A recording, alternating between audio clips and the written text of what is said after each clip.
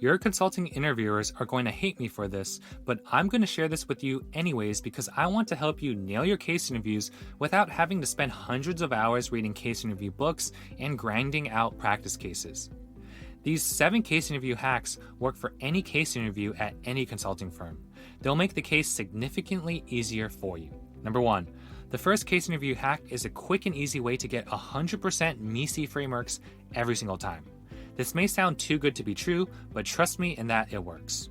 To do this, all you need to do is to create a 2-bucket framework that takes the form of X and not X. For example, you could have a framework that is financial and non-financial. Other examples include internal and external, tangible and intangible, short-term and long-term, and benefits and costs.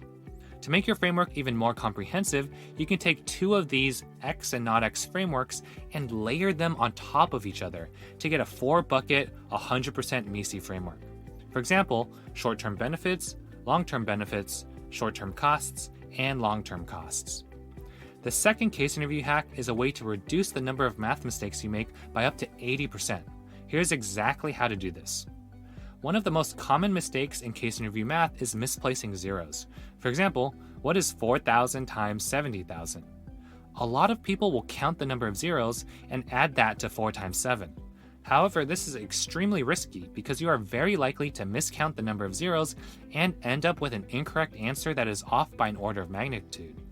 Instead, you can rewrite 4,000 as 4K and 70,000 as 70K. The trick is that you need to know that K times K equals M, or a million. Similarly, it'll be helpful to know that M times K equals B, or a billion. So, 4 times 70 is 280, and K times K equals M. So our answer is 280 M, or 280 million. Super easy, right? The third case interview hack will make you never worry or stress out about creating a framework when you are put on the spot. Rather than creating a brand new framework for every case, you can memorize a list of commonly used framework elements. Each time you are given a case, you can run through this list of elements and pick the 4 most relevant ones.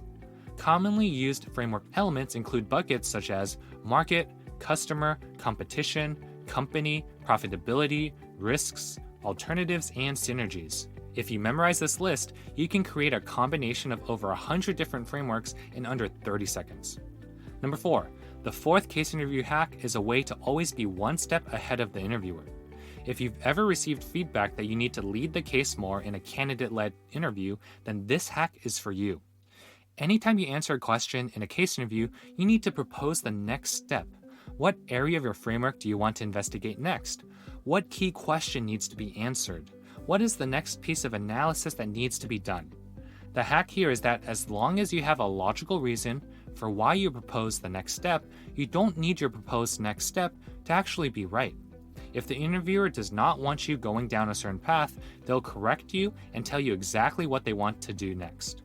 Number 5, the fifth case interview hack sounds simple, but very few candidates actually use it.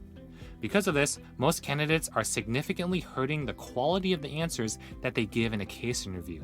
So, what is this hack? Know that at any point during the case interview, you can always, and I mean always, ask the interviewer for some time to gather and structure your thoughts. Most candidates use this for creating their framework, but did you know that you can use this to ask for time when answering qualitative questions, quantitative questions, and when you are asked to deliver a recommendation? Having the benefit of even 30 seconds of silence can significantly improve the quality of the answer that you give. Number 6. The sixth case interview hack is a way to secretly get answers out of the interviewer without them even noticing. How do you do this? You can do this by using what I call a soft hypothesis. A soft hypothesis is a hypothesis that you give when you either have limited data or are unsure of your answer. For example, a soft hypothesis might sound something like this. Based on the limited information I have, my business instinct leads me to suspect the decline in profitability may be driven by an increase in costs, most likely variable costs. For this reason, I'd like to dive deeper into cost data if we have any. Does this approach make sense to you? If your soft hypothesis is actually correct, then great, you will sound like a genius. However, even if your soft hypothesis is completely wrong, you've articulated your point in a clear and logical way. At this point, the interviewer will basically give you suggestions or feedback that will lead you down the correct path or towards the correct answer. They'll basically give you the answer, and you won't be penalized for it because you made a solid, logical attempt tackling the problem yourself first. And number 7, this last case interview hack is probably the most impactful one in the entire video. Imagine that there was a way to learn case interviews without having to read hundreds of pages of case interview books and doing hundreds of practice cases in your free time. What if a former Bain interviewer just told you exactly what to do and say in every step of the case interview to not only crush any case, but also differentiate yourself from the competition? If this sounds useful to you, then check out our comprehensive case interview course. This is the resource I wish I had when I was recruiting for consulting. It would have saved me hundreds of hours of prep time and saved me several rejection emails.